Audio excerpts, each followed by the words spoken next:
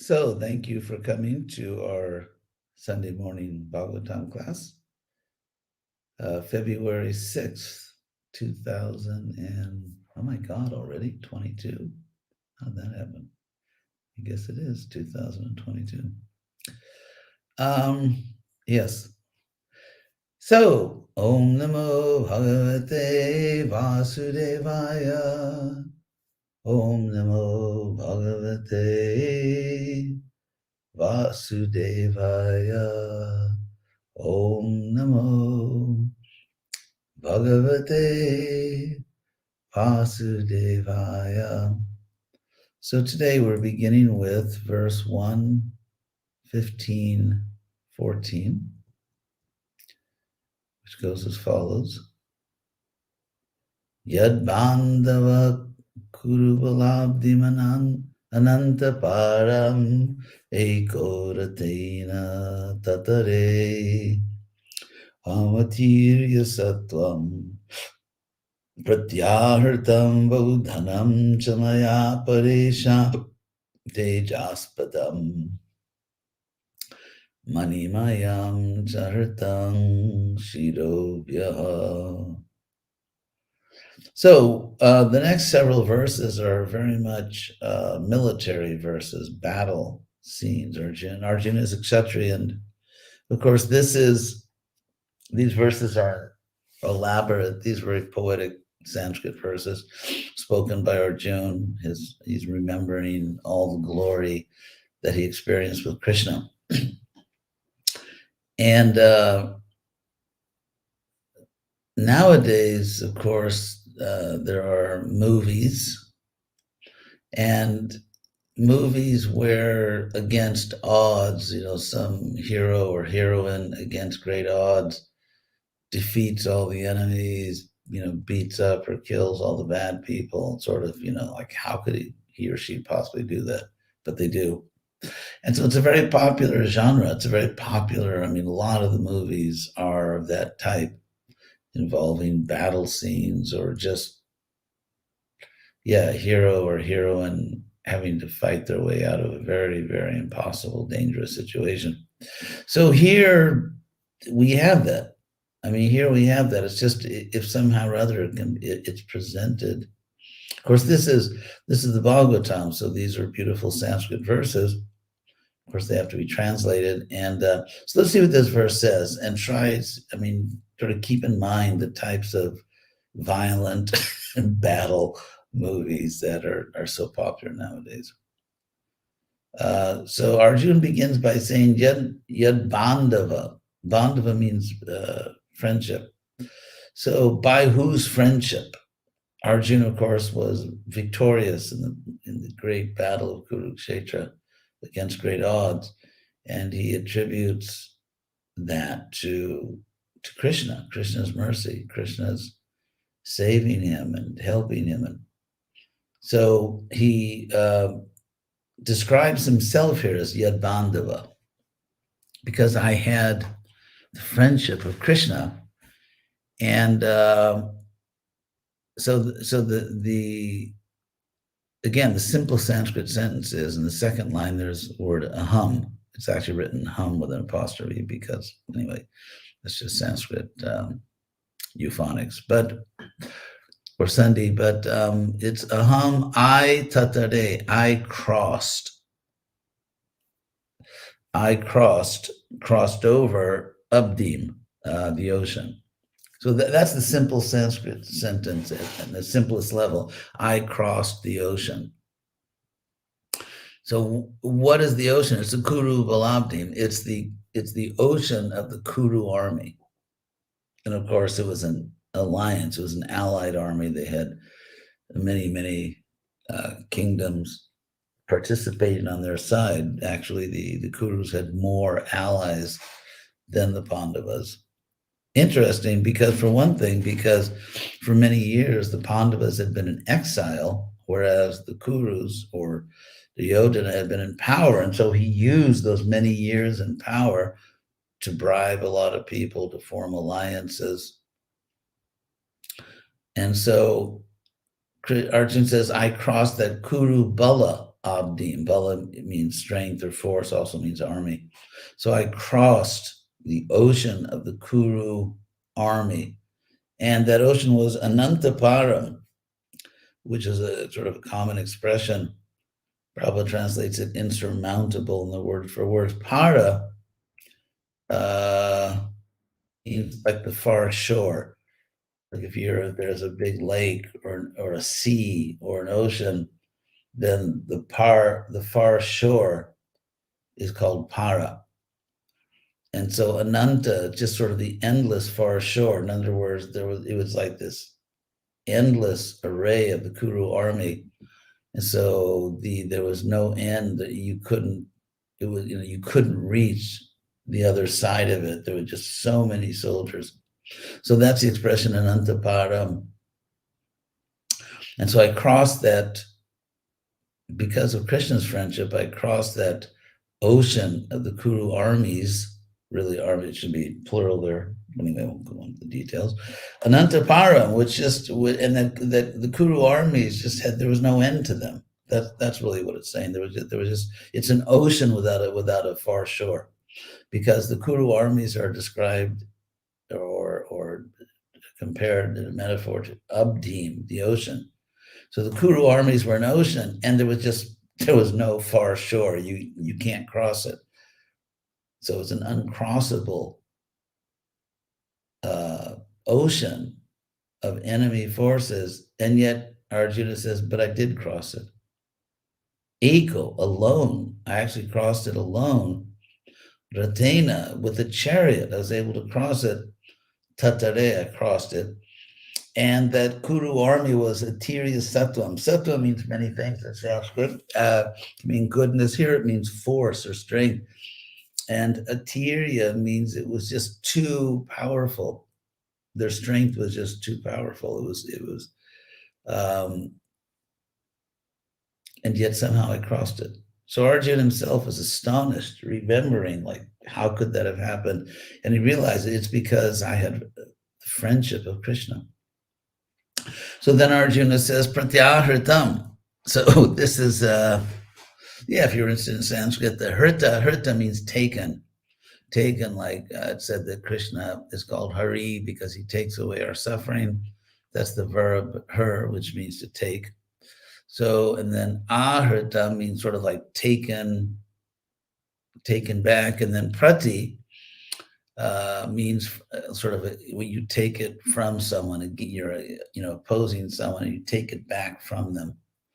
So what did Arjuna take back from these enemies? Bahudhanam, great wealth, much wealth, literally much wealth. Chamaya, Arjuna said, by me, it was brought back, it was taken away, this much wealth, paresham, from the enemies. And this wealth was tejaspadam. It was you say in English, not the seated, but it was like the abode of, or just the place of splendor, manimayam, made of jewels. And it was taken, same word again, her thumb, shirobya, from their heads. So this is what went on apparently in these wars. The kings, it's not like nowadays where they have these camouflage uniforms and they put this black grease on their faces so people can't see them at night. This was a different culture. This was a culture where you just came out right in the open on a battlefield and you just fought, and the stronger people won. There wasn't camouflage. There wasn't hiding behind bushes or trees, and it was just out in the open. The best side wins, the most powerful side. So the kings would wear all these jewels. It was like a real sort of to show their greatness, to show their wealth. They would come out with all these helmets with jewels. And then so Arjuna said, I just took it away from them, all these very valuable things, which was also practical, because after the battle, the Pandavas would have to govern, and you can't govern without a treasury. And so he was taking this wealth away from them as he was defeating them. So So if you decided to go to war, you were risking your treasury, you were risking a lot of wealth, you're risking your life, of course, and all your power. So that's the first verse. We'll do a few verses today. And then Arjuna, for the next several verses, talking about these battle scenes. So, yo Bhishma Karna Guru Shalya Chamusha Dabra Rajanya Varya Rata Mandala Manditasu Agrecharo Mama Vibhorata Yutapanam Ayurmanang Sichatra Shasa Oja Archa. So, again, yo means the one who, meaning himself, like I'm the one that actually did this. So chamu in Sanskrit also means an army. And so in the armies of Bhishma, Karna, Guru, Shalya, it's interesting because Arjuna mentions the four great generals on the Kuru side, Bhishma, and he doesn't put them in order because, I mean, for poetic purposes, because of poetic composition and not in order. But so there's Bhishma, and then when Bhishma was gone, there was Guru, Drona Acharya, he's the Guru. And then after Drona, there was Shalya, and finally Karna. So they're in order except Karna. Karna's put second, although he was the fourth general. So Jo Bhishma, Karna, Guru, Shalya, Chamusha, Adabra, Rajanya. Adabra means not meager, something which there's a lot of it. So Prabhupada translates it immense. And so,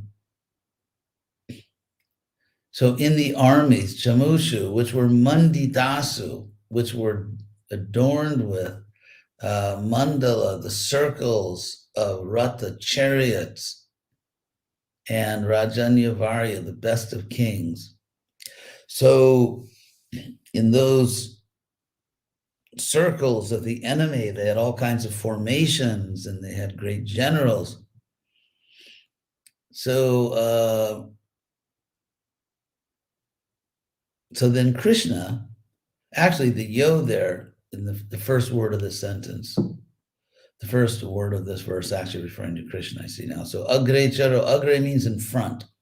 Charo, so going in front. Agre charo, mama, going in front of me, Vibho. Here Vibho means a powerful one, and it's actually Arjuna addressing his older brother Yudhishthira. So agre charo, mama, so O powerful one, my brother, going in front of me, Ratajutapanam, and going in front of the, like right in front of the generals, Utapa means the ones who are leading or protecting all the troops. So that Krishna Ayur Manangsi Chandrashasa Oja Archat. So Krishna Drisha, by his glance, just by his glance, like the word Darshana, seeing. So Drisha, simply by his glance, Krishna Archat, he removed the Ayur, the life of the enemy, of all these warriors. He removed their life. Manangsi, he took away their minds. They were just sort of bewildered. In the presence of Krishna, he took away their life, their minds, and Saha together with Oja, their stamina or strength. So all of that, Krishna just took away by his glance, simply by his glance. He took it away from all the chariot warriors on the other sides. They're specifically mentioned. So again, Arjuna remembering all the almost miraculous events on the battlefield of Kurukshetra. Maybe we'll do one more verse.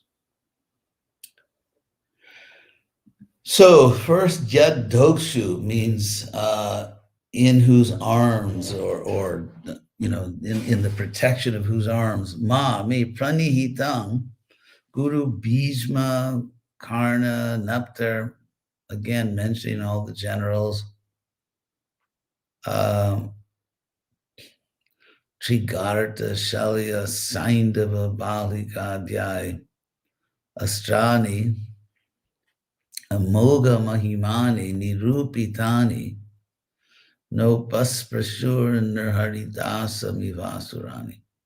So Arjuna is saying here that because I was sort of in his arms or in the shelter of his arms, I had been placed there in the shelter of his arms. Therefore, astrani, the weapons, astrani, it's a plural of astra, which were amoga mahimani, of unfailing glory. Moga means sort of in vain, like in that famous Gita verse, mogam, mogasha, moga karmana, so on. So amoga means not in vain, not for nothing. And so the weapons, nirupitani, which were aimed at me,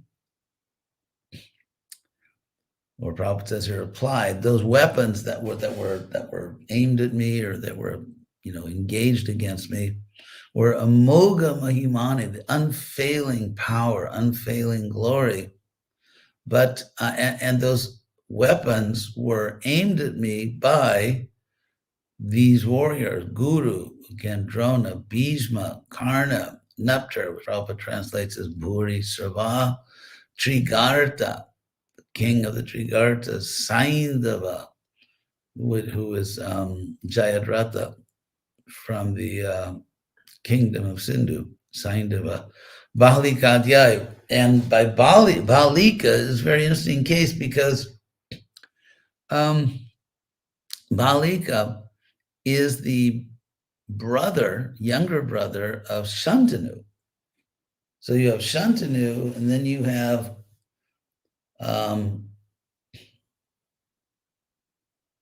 his two sons. Vichitra, the younger one is Vichitravirya, I mentioned, because Vichitravirya's legal son was Pandu, although begotten by Vyasa. So you have Bhuri Srava, and then in terms of generations, and then you have Vichitravirya, and then you have Pandu, and then you have the Pandavas. So it's like their great grandfather. And he's still alive. He's an Asura. He's still in the battlefield. So you had these people with supernatural powers who, so you're in a battlefield and your great grandfather is not only alive to see the battle, he's actually fighting in the battle. So that's Balika and then Adya, etc. So all these warriors released these weapons at me, weapons whose glory, whose greatness, whose strength was just unfailing. And yet, not upas prasur. They didn't touch me, the weapons. They couldn't actually touch me because I was in his arms. I was in the protection of his arms.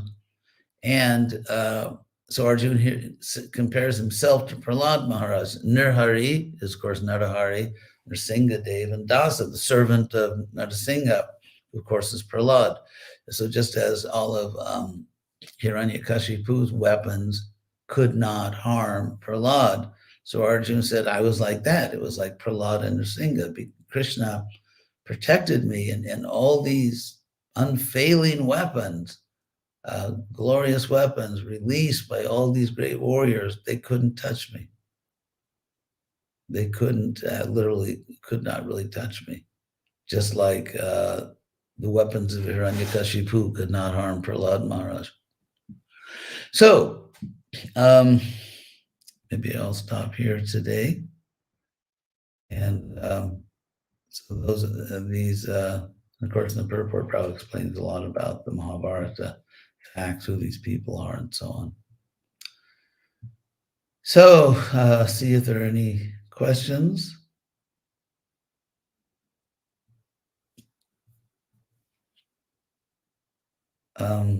A little under the weather, actually.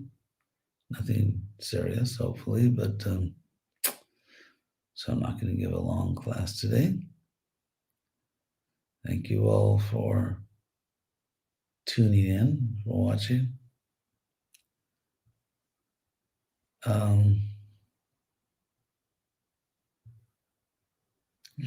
I get Paul always asks a question.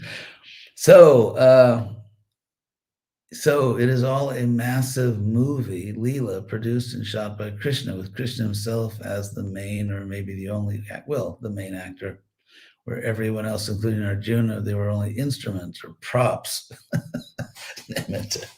Well, they're more than props. They're pure devotees, and Krishna loves his pure devotees. So the star, the ultimate star, of course, is Krishna. But yes, Krishna is playing, doing a theatrical production with his pure devotees, whom he loves, and so I wouldn't say the only actor. Well, I mean, in a sense, you could say the only actor because Arjuna, facing all these great warriors, he had to really fight. It's not that he was just kind of playing; he was actually fighting. And so the one person who really knew what was going to happen and who had supreme power over everything was Krishna. So in that sense, I could say, all right, your statement is correct, because Krishna, perhaps the only one who was just completely playing or acting. For example, in our devotional service, we take it seriously. We try hard to do the right thing. So, uh, so thank you for that question.